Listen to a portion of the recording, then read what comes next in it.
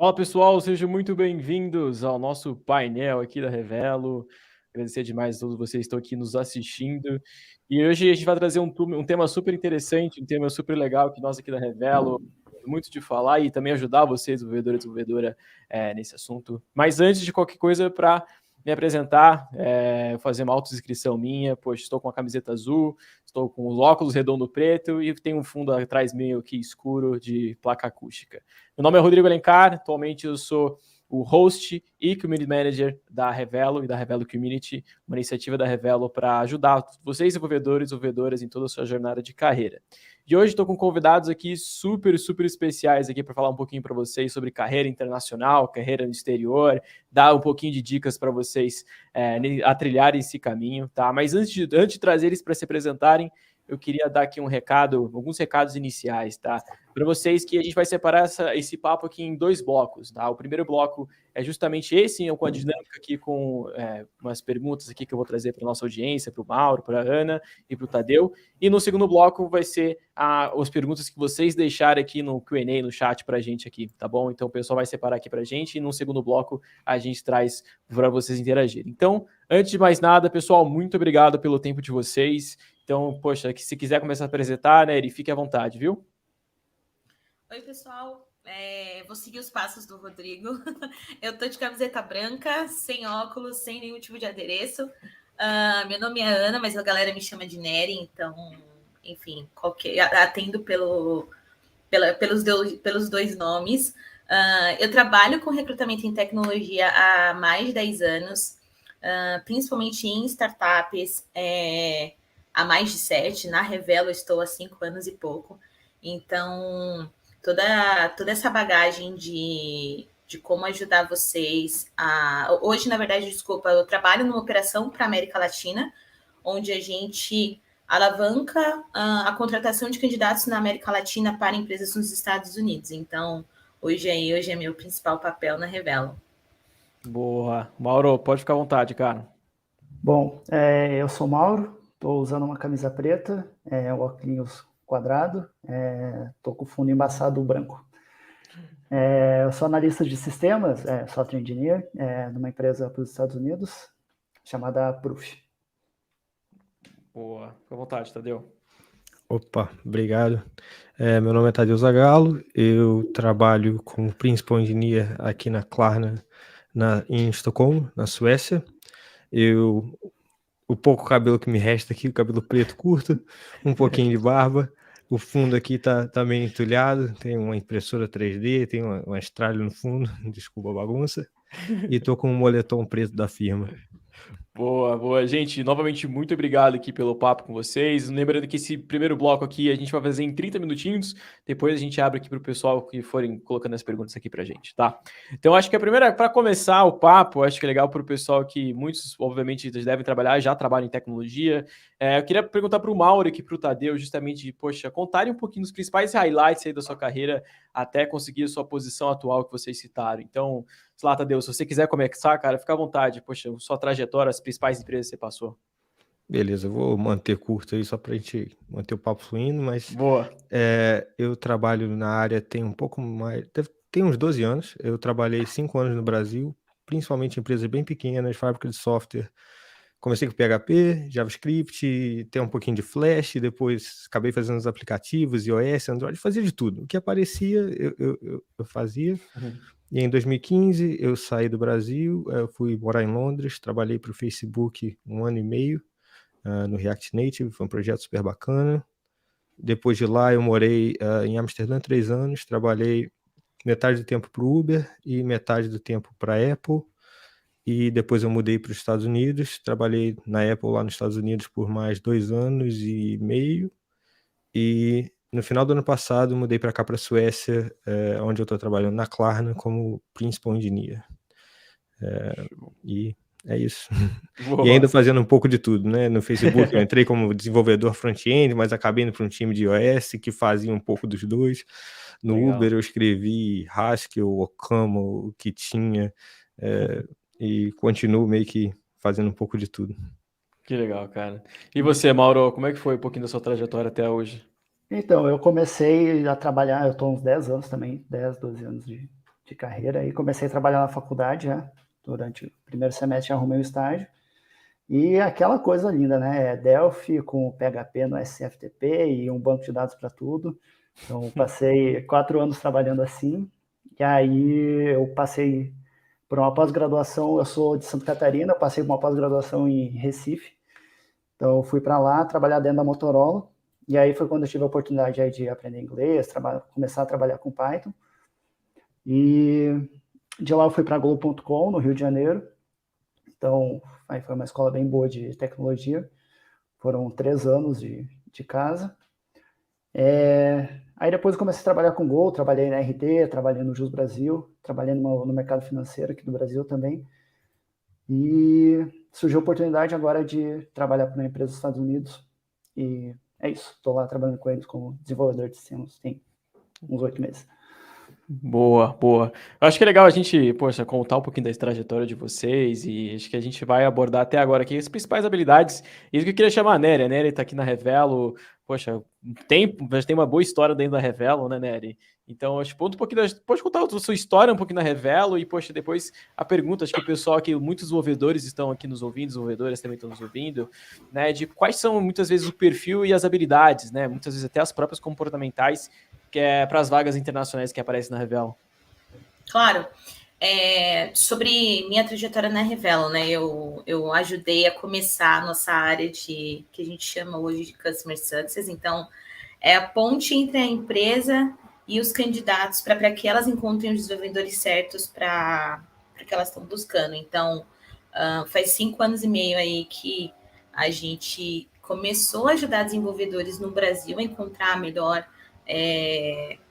emprego para eles, né? Porque nós somos uma plataforma talent-centric, ou seja, o candidato é o centro de todo o nosso processo de seleção. E aí, nos últimos 2 anos, eu fui para essa ponta para focar nas empresas internacionais e alavancar a contratação de candidatos, principalmente Brasil, América Latina, né? Para eles. E assim, eu acho que quando a gente olha um pouco a questão de habilidades, principalmente nos últimos 2 anos, em que a gente passou por uma transformação speed digital aí, né, por conta de pandemia, tem 3 questões de habilidade comportamental que eu acho que, além das stacks técnicas, hoje são tão importantes quanto que o primeiro ponto, quando você vai trabalhar para uma empresa de fora, é adaptabilidade. Tem pontos de cultura, gestão e relacionamento de time que são bem diferentes do que empresas e cultura brasileira. Então, acho que a adaptabilidade, essa flexibilidade de entender, ler contextos e cenários diferentes de time é bastante importante. Tem uma segunda que é comunicação, tá meio interligado, mas nem todo mundo tem small talk, nem todo mundo quebra gelo igual o brasileiro, igual a pessoa na América Latina. Então, eu acho que isso pode ser um grande divisor de águas num processo seletivo com gestores e hiring managers que estão em outros países, principalmente Estados Unidos. E o terceiro é autogestão.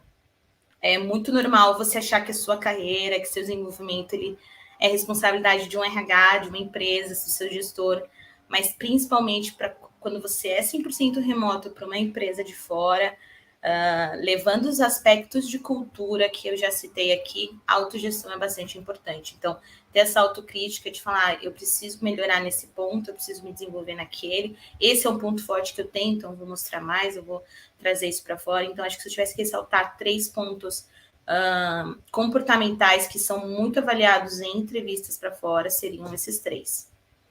Legal. A stack, assim, técnica até talvez, acho que os meninos podem falar melhor, mas o que a gente vê bastante procurado lá fora é React.js, muito forte Ruby on Rails também, e Node.js. Então, no aspecto técnico, o que a gente tem de maior demanda das empresas do lado de fora são essas 3 principais frameworks. Legal, legal. E vocês aí, Mauro e Tadeu, cara, o que vocês percebem muito no dia a dia de trabalho? Acho que a gente de tech sente também muito mercado no próprio Twitter, né? Então, como é que vocês aí veem aí no trabalho de vocês as principais habilidades que estão precisando fora? Eu acho que estão precisando, no geral, de bons desenvolvedores. Então, a gente sim, se fala muito da tecnologia, que a pessoa tem mais domínio e tal, mas acho que a gente vai acompanhando, né? Então, teve uma época aí que Python foi muito mais forte do que é hoje, teve agora Go também tá vindo mais forte. Então, ir acompanhando, adquirindo habilidade nisso, assim, nessas linguagens que vem mais forte para o mercado. E só para complementar o que a Nery falou, é uma cultura bem diferente, então eles não tem muito small talk, né? Então você vai conversar numa reunião que é para durar 1 hora, às vezes dura meia hora, e é justamente no começo da reunião ninguém faz piadinha ou conversa alguma coisa antes. A pauta da reunião é essa, e vamos falar sobre isso aqui. Então é muito direto. Até estando remoto, isso é um desafio. Então você acaba ficando isolado, assim, se sentindo às vezes mais sozinho, mais distante do time, por estar de casa, e as únicas reuniões são extremamente diretas, né? Então tem que procurar formas de se integrar com o time, assim, é um desafio mesmo, estando remoto para uma outra cultura. Legal. E você, Tadeu, o que você sente aí, cara? Você que tá na Europa aí também, você, vivenciou Estados Unidos, Europa, cara, você tem uma visão bem legal aí do todo, né? Essa parte de tecnologia, assim, acho que depende do perfil da pessoa, né? Você vai pro lado mais especialista, que, como eu falei, não é o meu caso, eu acho que é um pouco diferente, mas para mim, eu acho que a tecnologia é o menos importante, na minha opinião, assim. Se você tiver o fundamento forte, assim, a parte mais básica, né, de programação, se você sabe mais de uma linguagem, eu acho que eu nunca tive um processo que eu fui reprovado porque eu não sabia exatamente a linguagem que estava procurando. Se a vaga é de JavaScript, mas você está programando 10 anos em Python. Se você gastar 1 mês, né, estudando a linguagem, provavelmente eles vão falar, beleza, se você tem aquela habilidade ali mais fundamental, se você entende de lógica de programação, de algoritmos, de escalabilidade, sei lá, o que fizer sentido para sua área, tem todo um contexto muito maior do que a linguagem, o framework. É claro que ajuda quando as pessoas precisam de ter uma demanda imediata, você já conhece aquela ferramenta, são casos e casos, mas acho que de uma forma geral, na minha experiência, eu acho que esse conhecimento mais fundamental é mais importante do que, né, esse conhecimento mais específico, a não ser que você vá se especializar de fato numa área que é bem, né, nicho e tudo mais. E é claro, às vezes, dependendo da vaga, você prepara um pouco antes, dá uma estudada no framework, às vezes você faz um projetinho pessoal, né, assim, não é tipo, não importa, você não sabe nem do que se trata, não, mas assim, né, espero que tenha sido claro. Claro, não, mas, e da parte mais comportamental, eu concordo 100% com o que a Nery falou, assim, acho que comunicação principalmente, e acho que uma coisa que eu acrescentaria é um pouco de quase que uma capacidade, talvez seja adaptabilidade, mas essa coisa de você ler a situação, né? Porque você sempre se encontra em situações que você não sabe como se comportar.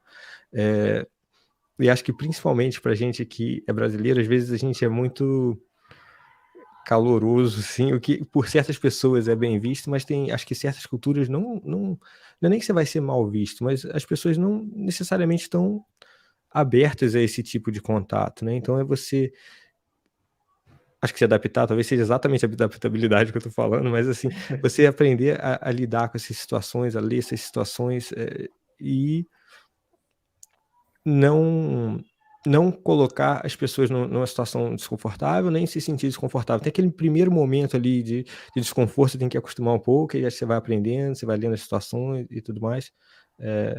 Mas eu acho que esse foi o maior desafio, assim, de início. Tiveram algumas situações, tipo, que às vezes você tá meio no embalo, assim, né? Tipo, você já tem uma cultura diferente, você chega e aí você vê, você fala, opa, tipo, foi um pouco demais, né? Igual, um exemplo mais simples, às vezes, num ambiente mais social, abraçar as pessoas, ou né? Nem sempre é muito bem-vindo. Então, aprender a lidar com essas situações.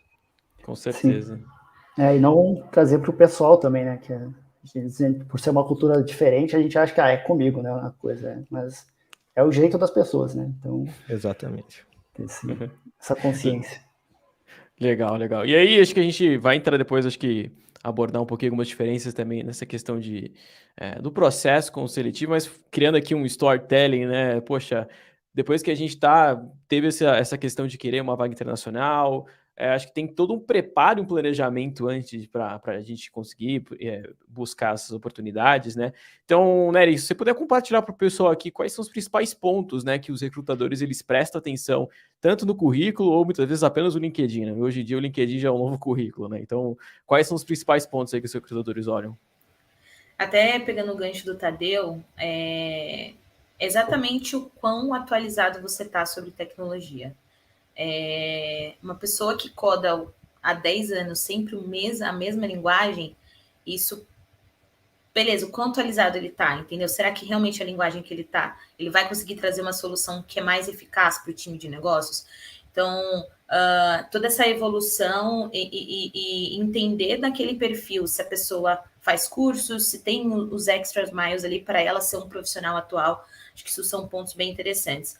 Muito trazendo para a prática, quando a gente olha um currículo no LinkedIn, tem 2 pontos principais. Só o título do teu cargo, isso te deixa para trás, assim, muito frente a outras pessoas, tá? Então, independente do lugar onde você trabalha e seu background de passagem por empresas super bacanas, é sempre importante você citar sua responsabilidade em cada uma das experiências que você teve e depois de um parágrafo muito sucinto, muito direto sobre o que você estava fazendo, qual problema você estava solucionando ali naquela empresa, cita quais são as tecnologias, porque a gente tem uma questão muito importante que é usado, que é o SEO, né? Marketing digital. Então, lá na busca booleana, o recrutador vai digitar todas as siglas, parece uma sopa de letras para quem é de negócios, mas ele vai colocar todas as informações que ele precisa técnicas, e se seu perfil não tem, você não vai ser visto por esses recrutadores de empresas,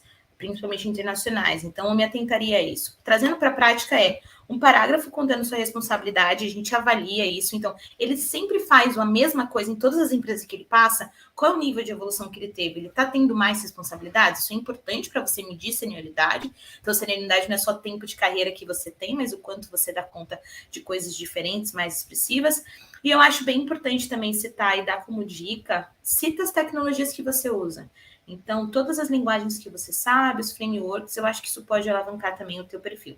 Mas, basicamente, a sua evolução de carreira, suas responsabilidades e seu conhecimento técnico, porque não adianta, né? Não tem como a gente fugir. Isso é tão importante quanto qualquer outra característica no perfil. Boa, boa. E aí, acho que, poxa, depois então que a gente tomou a decisão ali, arrumou o LinkedIn, caso uma oportunidade venha, justamente acho que a pergunta que o pessoal muito deve fazer para vocês, Mauro e Tadeu, que acho que é legal para o pessoal que está nos ouvindo, sobre são as entrevistas técnicas, né? Poxa, quais são as principais diferenças aí que vocês viram no processo de vocês para as entrevistas aqui no Brasil contra as do exterior, Estados Unidos, aí o Tadeu na Europa, e como é que vocês buscaram se preparar para esses desafios?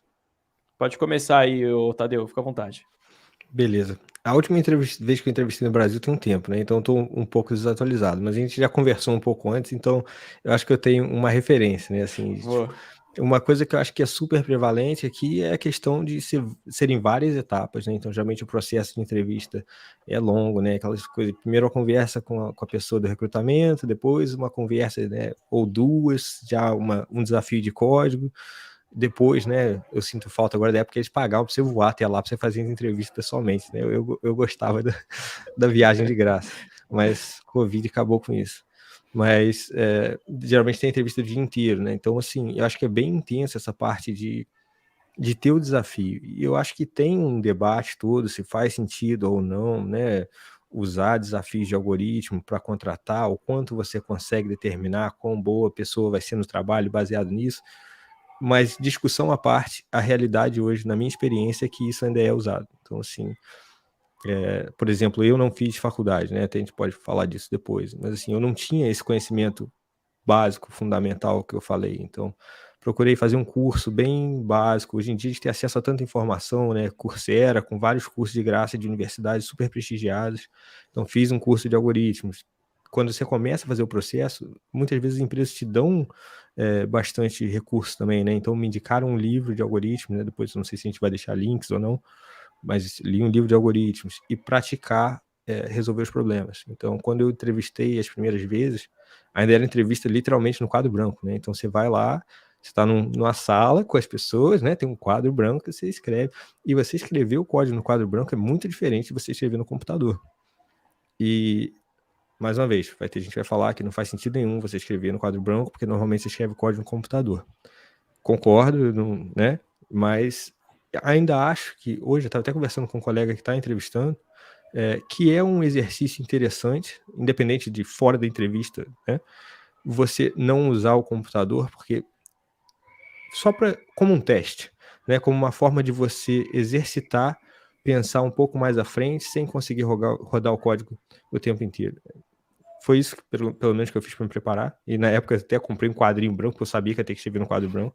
E é um detalhe besta, né? Mas quando você escreve código de um jeito que você não pode copiar e colar o código, né? Mover e tudo mais, tem uns outros desafios, né? Fazer caber, escrever treinar a letra. Que dá para ler. Mas com sorte, isso não... Depois dessas primeiras 2 ou 3 entrevistas, eu nunca mais fiz isso. Então... eu tenho uma experiência diferente. Nos Estados Unidos, eu acho que também tem, acho que depende talvez do porte da empresa ou o quão especialista a pessoa precisa ser. Mas eu passei por alguns processos que eram bastante simples, então era realmente sentar e conversar com as pessoas e um exercício para se fazer em casa, um desafio para se fazer em casa. Teve também rodadas de arquitetura, então era questionado muito sobre como você implementaria esse sistema, como que você ia distribuir isso, como é que você escala isso. Eu acho que nunca passei por um processo onde fosse cobrado a linguagem a fundo, então eu acho que eu tenho uma boa experiência em Go, mas nunca tive que usar essa boa experiência em Go no processo seletivo. Assim, o pessoal, pelo que eu senti, prefere muito mais entender como você pensa, como você se expressa para resolver um problema, qual as tuas ferramentas para solucionar o problema, do que a tecnologia em si. Então, já fiz processos onde a empresa trabalhava só com a Amazon e no processo foi usar isso aqui do Google. Então, não tem uma limitação de tecnologia, mas para entender mesmo como você resolve problemas. E tem essa variação bem grande assim de cada processo. Então, tem processo que o pessoal te manda um code rank lá que tem uma pergunta super complexa, que tem que resolver uma super performance. E aí você descobre que era só ordenar ou alguma coisa do tipo. Então, tem sim essa fase de desafio técnico. Eles vão muito nessa base mesmo de algoritmos. Então, eles não querem saber se você domina completamente a linguagem, mas se você domina bem tecnologia de uma forma geral, assim, algoritmos de uma forma geral. Acho que é isso, assim, de processo. Varia bastante mesmo. E saudades de quando a gente ganhava as viagens. Posso só acrescentar uma coisa? Claro. Realmente, assim, claro, depende da empresa e tudo mais, mas uma coisa que eu esqueci de falar é que essa parte de algoritmo também, geralmente não é uma coisa do tipo... Às vezes a gente tem essa perspectiva de fora que é do tipo, ordena um array, eu quero saber se você sabe quicksort. Geralmente não é assim a pergunta, né? É uma pergunta um pouco mais aberta e você quer saber o processo que a pessoa está pensando, né? Como que a pessoa tenta determinar qual é a resposta. E nem sempre você é esperado que você vai dar a resposta. Não é tipo, vou dar a resposta certa ali, escrever um algoritmo que vai rodar, pronto, acabou, pode botar em produção que está rodando, né? É uma conversa, né? É quase que um pair programming ali. Geralmente, eu acho que a experiência é melhor quando a pessoa que está entrevistando é uma boa entrevistadora. E aí vira essa troca. Então, você olha o problema, você fala, esse problema me lembra de um outro problema, porque se você já está treinando, você começa a fazer essa coisa de pattern matching, né?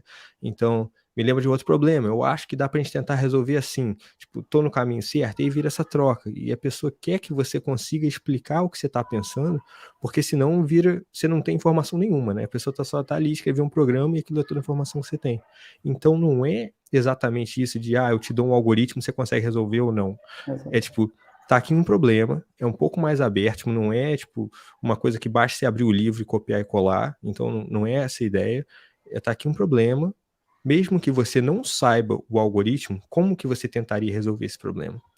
E às vezes a pessoa vai te dar dicas se você tá agarrado, porque a ideia não é deixar você ali, né, tipo, estressado, sem conseguir fazer nada, por uma hora. Não, é uma troca. Se você tá agarrado, a pessoa vai te dar uma dica. Se ela teve que te dar uma dica, não quer dizer que você não passou.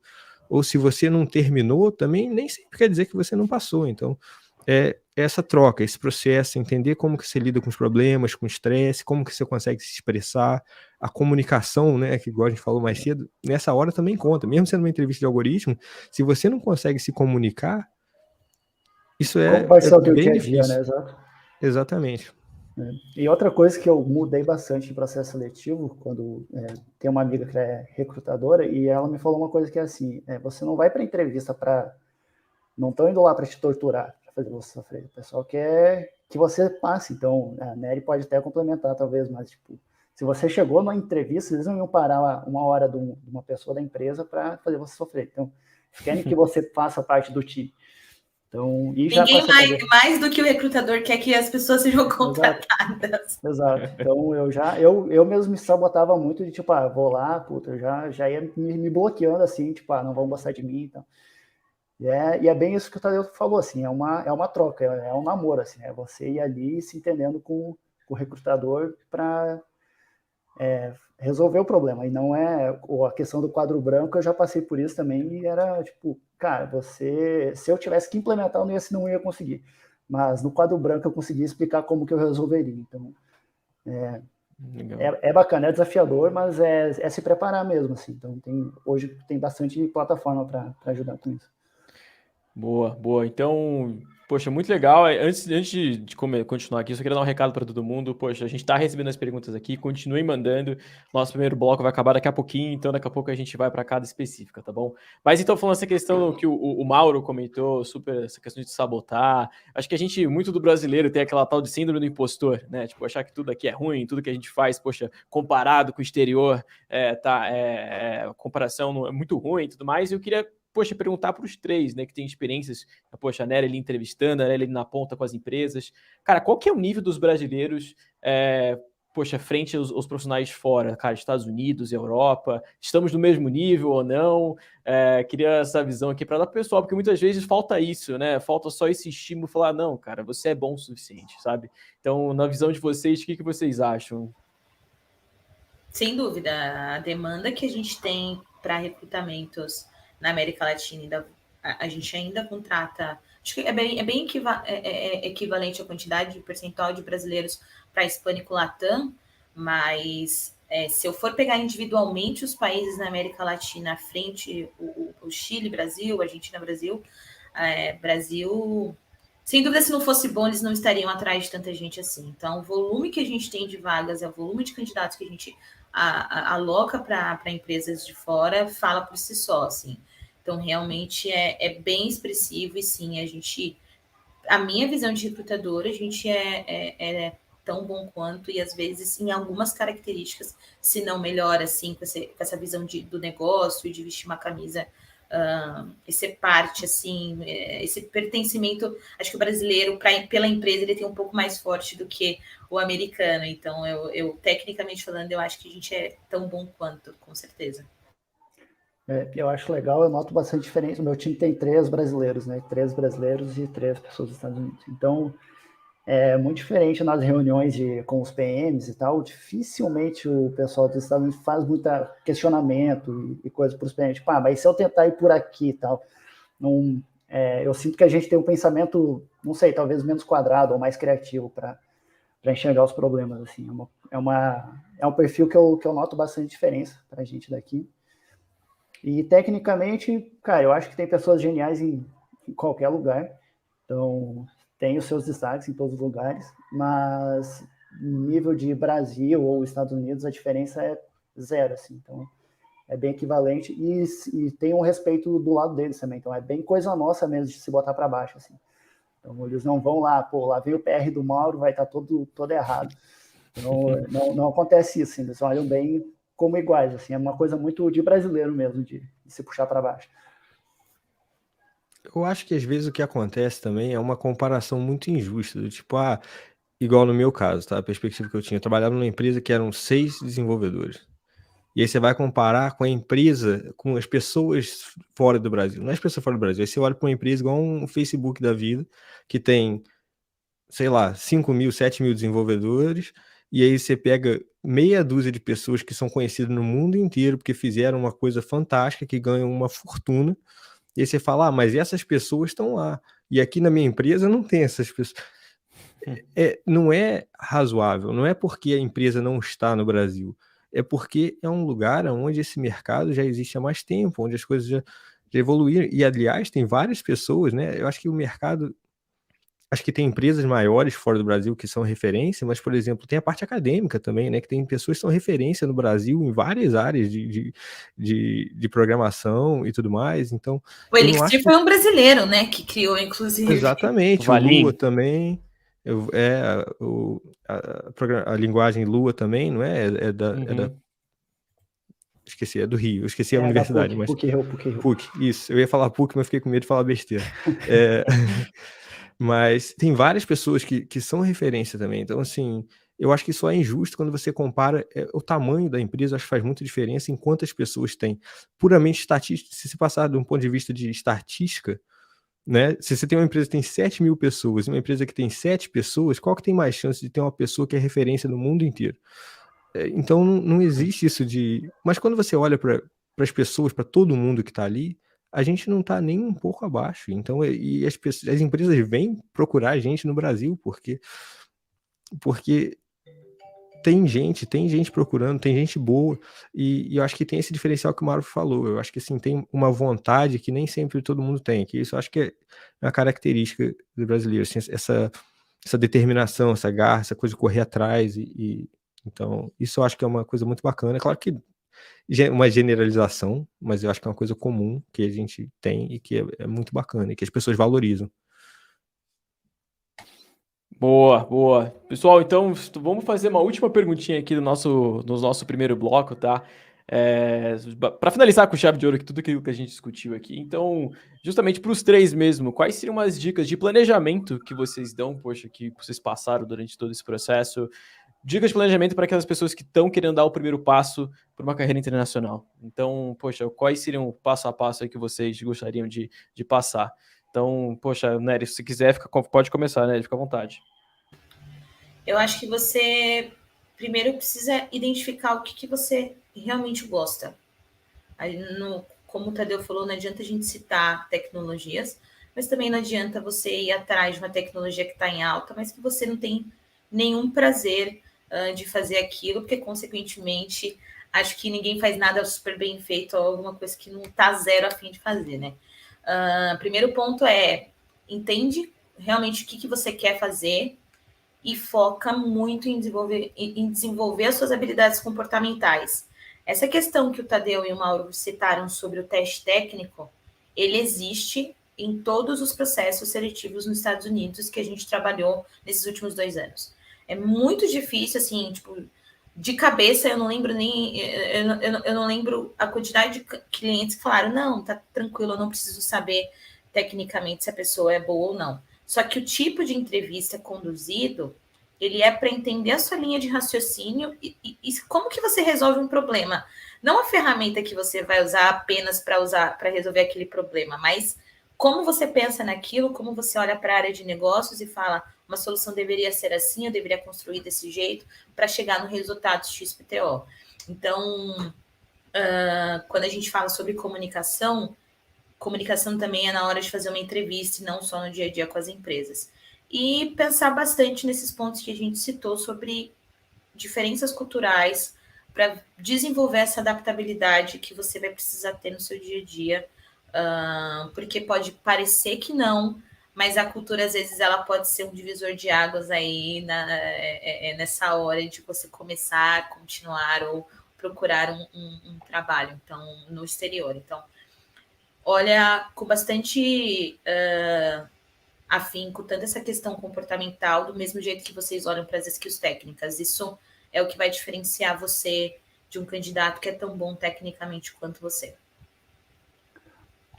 Para mim, eu acho que é a comunicação. Então, não procurar o inglês perfeito, super refinado, rebuscado, mas conseguir se comunicar, passar o que você quer passar, entender. Então, a minha virada de chave foi filme, série, tudo, podcast, começar, mesmo que devagarzinho, aos pouquinhos, em inglês, para pegar o jeito de falar, perder o medo de falar.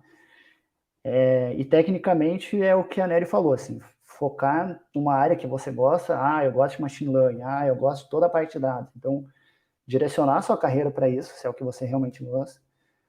E tem todos os níveis, eu acho, para fora. Então, tem júnior, tem pleno, tem sênior, tem principal, enfim, tem todas as palavrinhas aí.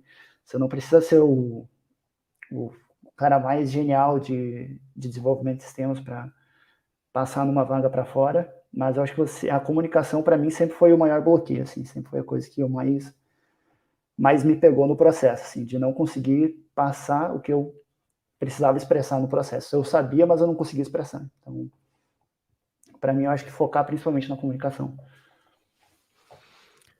Eu acho que a minha dica favorita que eu queria que alguém tivesse me dado é preparar é importante, mas você também pode se preparar demais. Então, tipo, começa a entrevistar. Para mim, eu acho que entrevistar é uma habilidade que não tem nada a ver, assim, nada a ver é forte, mas tem muito pouca relação com a sua capacidade de ser uma boa pessoa programadora.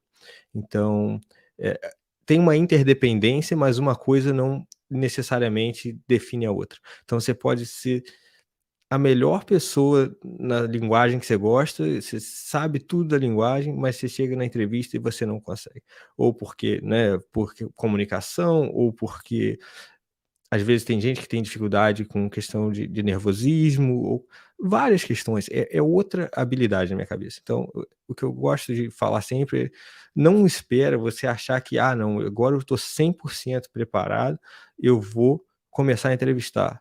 Sai um pouquinho da zona de conforto, tenta um pouco antes, de repente tenta uma vaga que não é exatamente a vaga dos seus sonhos primeiro, alguma coisa que, claro, idealmente que você acha interessante, que você gostaria de trabalhar naquela vaga, mas que não precisa ser a empresa que você sempre sonhou em trabalhar, a vaga dos seus sonhos.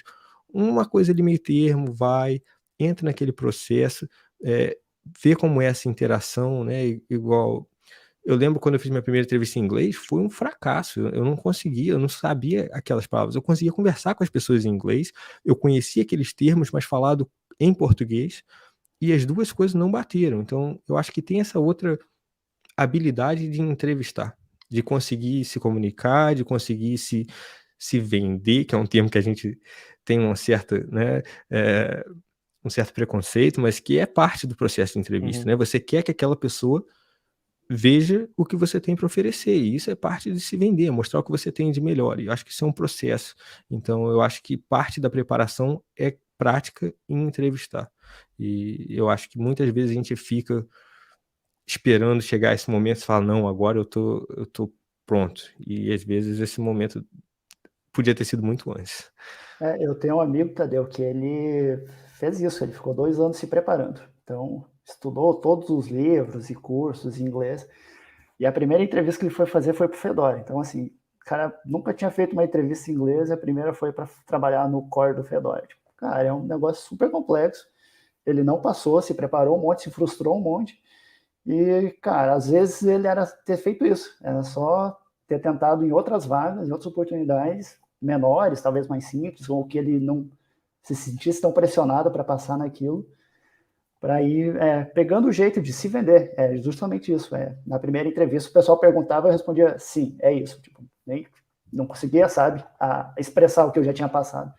Então, isso é uma boa dica também. Boa, boa.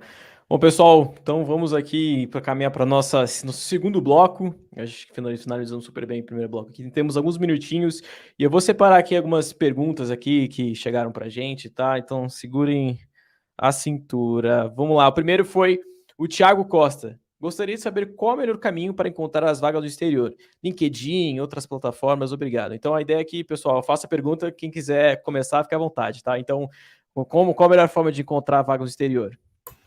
Ai, gente, vou puxar uma sardinha aqui. Revelo é uma ótima opção.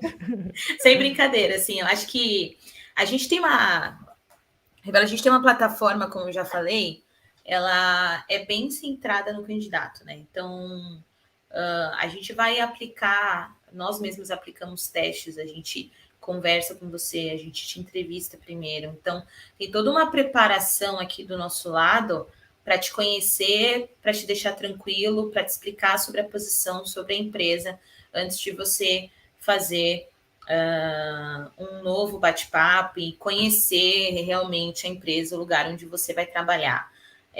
Além disso, tem, obviamente, as ferramentas tradicionais de mercado, né? Como você procuraria um emprego em qualquer lugar.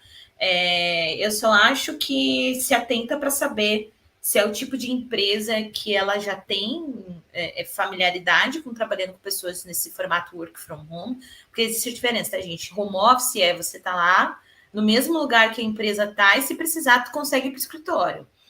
Work from home você não precisa at all, nunca na tua vida ir para o escritório. Então, acho que tem essas duas diferenças. As empresas americanas, elas citam bastante esses dois termos. Então, procure empresas que elas têm essa política de work from home. E segundo passo, procura saber também, acho que independente do lugar aonde independente de onde você vai procurar, se elas já fazem essa gestão de pessoas de forma remota de outras pessoas. Acho que isso facilita um pouco também a sua busca, a abertura que elas vão ter para conhecer você e etc. Mas entra lá na revelo.com.br, a gente te ajuda. Boa. Eu acho que o LinkedIn também é uma boa plataforma para encontrar, mas uma coisa que eu vejo bem de diferencial dessas plataformas, como a Revelo, né? A gente tem concorrentes, mas que eles agilizam a parte de, por exemplo, essa empresa que eu estou, dificilmente ia encontrar eles no LinkedIn, dificilmente. E eles dificilmente responderiam uma mensagem minha, porque, cara, é só uma pessoa aleatória mandando mensagem na internet. Então, vindo pela Revelo ou pelas outras plataformas, a gente já vem com esse... Cara, a gente já entrevistou essa pessoa aqui, ela tem perfil com vocês, adianta bastante o processo, assim, ainda mais garantias de um processo com final feliz. Mas dá para tentar pelo LinkedIn também, só toda a burocracia fica na sua mão. Então, dificilmente essas empresas de fora vão te explicar como é que você vai fazer para receber esse dinheiro, como que você vai, que computador que você vai, você tem um computador, eles vão te mandar. Então, toda essa parte, essas plataformas acabam ajudando muito. Mais simples que pegar no LinkedIn e tentar. Boa. Eu acho que tem uma pergunta aqui legal da Miriam. Ela perguntou: como é o work-life balance trabalhando para o exterior? Tem diferença entre Europa e Estados Unidos? Tadeu, se quiser começar, fica à vontade. Eu acho que essa é outra coisa que a gente às vezes tem uma perspectiva de que, não, você vai trabalhar para empresa tal, você vai ter que trabalhar muito, né? Vão cobrar muito de você. E na minha experiência isso não é verdade. Claro que varia de empresa para empresa. Às vezes você vai trabalhar numa startup, né, em qualquer país que está num momento que é intenso e você vai trabalhar para caramba. Eu não tive essa experiência. Todos os lugares que eu trabalhei foram super tranquilos comparado com o Brasil. Quando eu entrei no Facebook, eu trabalhava muito porque eu tinha essa síndrome do impostor. Eu falava, não, eu tenho que... Nossa, todo mundo ao meu redor sabe muito mais do que eu, então eu tenho que correr atrás e, né, tipo, tentar alcançar.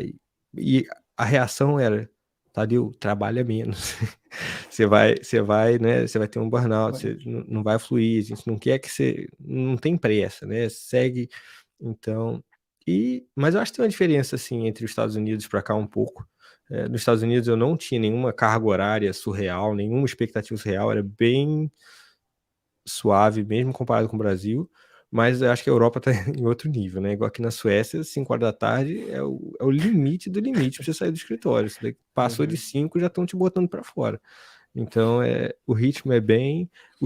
A gente tem 1 mês e meio de férias, né? São 30 dias úteis, que você pode tirar conforme você quiser, e tipo, chegou julho, já é o pessoal, não, agora estamos, chegou julho, não, chegou junho, o pessoal, já estamos entrando no verão, então agora qualquer coisa já põe para agosto, porque, e aí quando vai chegando no inverno também, inverno o pessoal não está muito motivado, né, então vamos deixar para fevereiro.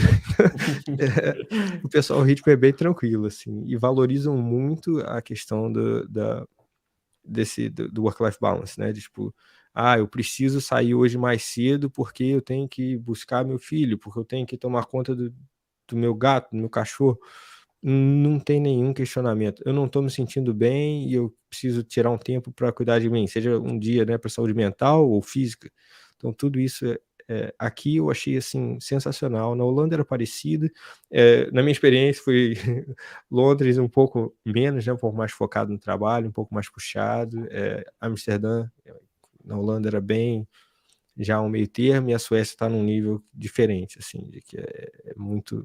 Isso está, assim, num nível que nem se considera, assim, não existe esse modelo de trabalho primeiro, assim, não, é sempre bem equilibrado, assim, Aqui na minha também experiência. noto. Aqui eu noto bastante. Tem uma diferença de fuso horário, então eles estão 2 horas atrás de mim. E, então, de manhã é super tranquilo. Eu acho legal o lance de você não ter que explicar as coisas. Então, eles não querem saber se você vai ficar fora porque você vai no dentista ou porque você vai levar sua avó no jiu-jitsu. Assim, cara, vou ficar fora. A única pergunta que você pode ouvir é, cara, até o final da semana vai estar pronto, que você prometeu na última day?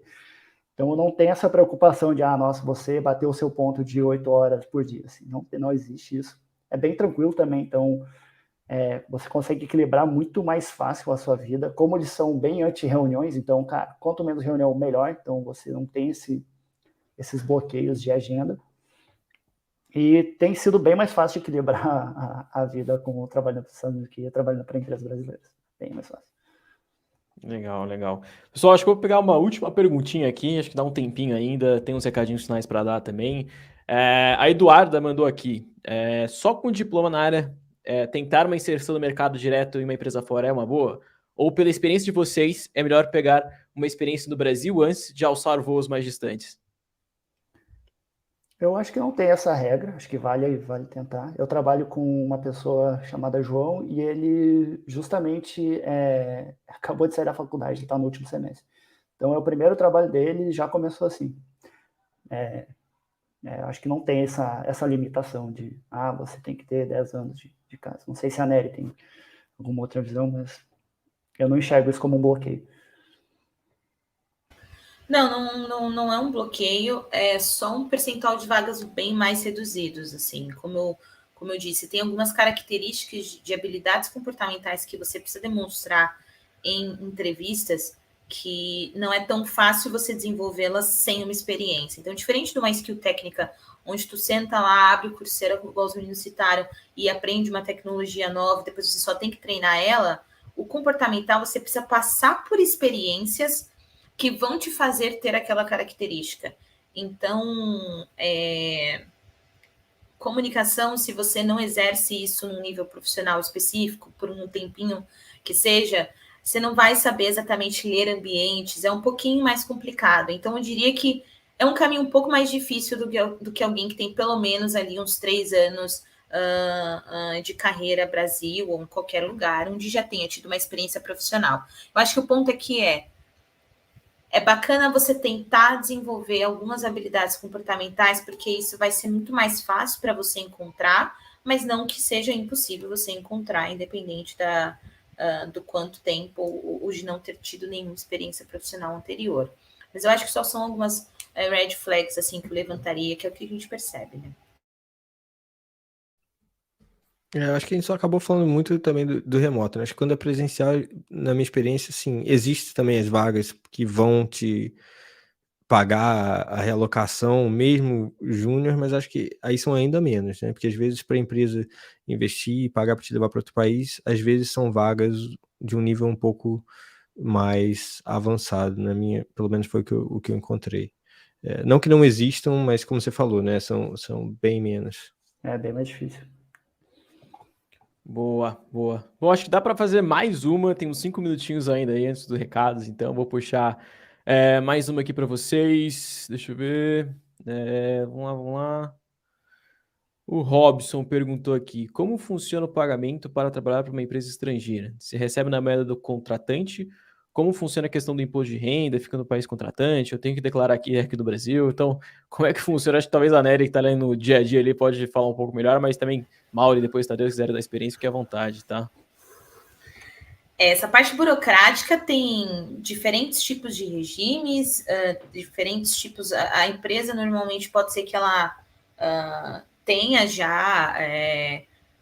Você não precisa ser PJ ou não, acho que isso depende muito. Como até acho que foi o Mauro que citou, a Revela ela facilita todo esse caminho. Então, sim, precisa ser PJ, mas você recebe na sua moeda local, faz esse câmbio de acordo com o dia que fecha o pagamento, o SPTO tem todas essas questões. Imposto de renda, morando no Brasil, tu vai ter que pagar, entendeu? Não tem como você fugir Não disso. foge do leão, galera. Não é porque você tá ganhando em dólar que você não vai justificar, às vezes você vai. Então, imposto de renda, morando no Brasil, você tem que ter, mas sim, assim, acho que é bem complexo. Não sei se o Tadeu tem um tipo de experiência, até porque ele trabalha na própria empresa. Então, mas assim, a gente, como que funciona o nosso modelo é PJ e a gente facilita toda essa contabilidade para vocês, tem todas essas facilidades, mas não sei se o Tadeu já trabalhou remoto, se ele tem uma outra perspectiva de como funciona.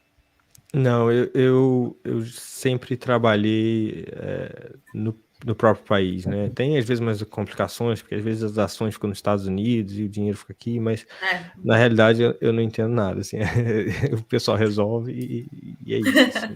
E o dinheiro só quer na conta, né? Acho que a vantagem é o que você falou, né? Se tiver um suporte, aliás, isso foi uma coisa que a gente não falou também, né? Da empresa, de você ver que tipo de suporte que você vai ter, né? Porque às vezes você se encontra, igual quando você muda de país, você chega num lugar, você não sabe como funciona o sistema de educação, você não sabe como funcionam os impostos, você não sabe como funciona o sistema bancário, você não sabe como funciona nada, né? Então, o nível de suporte que você tem afeta muito a sua experiência, né? Então, por exemplo, várias vezes as empresas vão fazer o seu imposto de renda no primeiro ano, né? No segundo ano, geralmente tem, essas empresas maiores, eles têm uma seção, de informação de como você faz seu próprio imposto de renda, te ajudando. Então, assim, nesse caso, igual esse suporte que a Revela oferece, se você está remoto ou se você está se realocando, né? Tipo, dá um confere, porque às vezes a situação é complicada, né? Então ajuda muito você ter alguém que sabe o que está fazendo para te dar esse suporte. Tem bastante jeito. Existem outras empresas que você consegue trazer sendo pessoa física, mas você paga um imposto muito superior. Então, é uma pergunta bem difícil de responder, acho, em 5 minutos. Vai variar muito. Mas eu acho que, assim, para facilitar, por exemplo, na Revela a gente divulga a vaga em USD, você vai receber em USD. O ponto é que a forma que esse dinheiro vai entrar para você na sua conta é em real, porque a sua conta é brasileira. Tá? Então, basicamente, eu acho que facilitando todo o entendimento aí todos os trâmites de imposto que você tem que pagar mais, como que você vai receber, etc., é sempre importante você entender com a empresa contratante o nível de suporte que você vai ter. Mas não é fácil responder isso.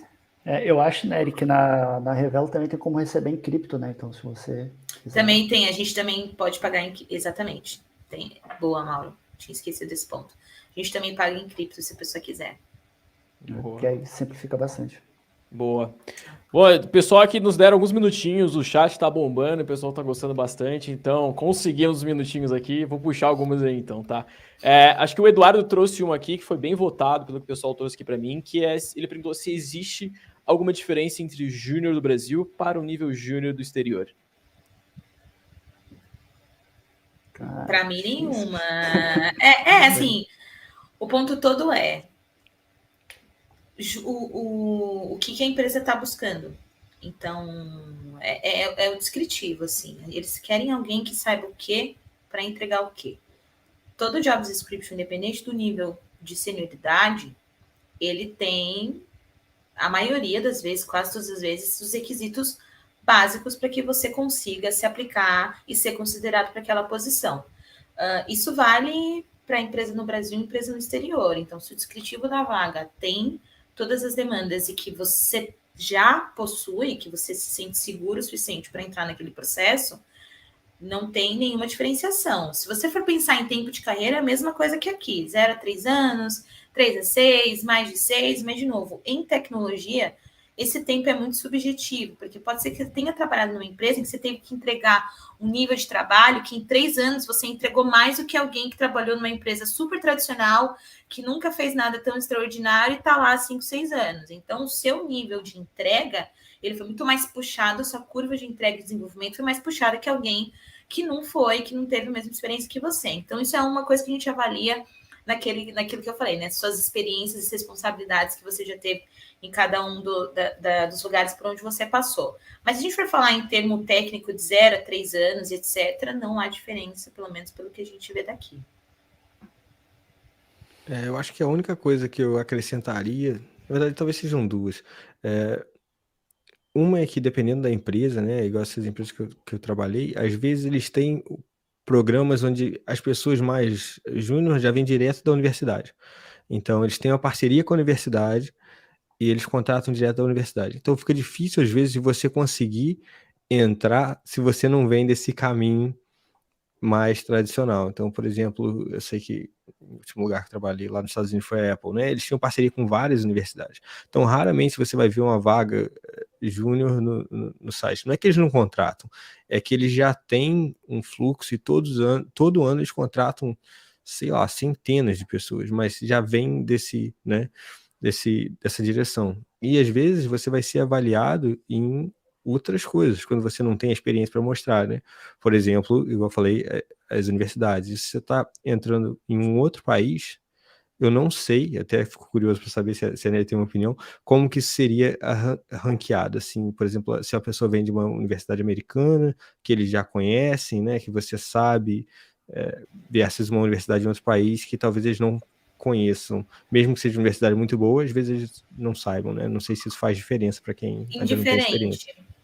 É indiferente.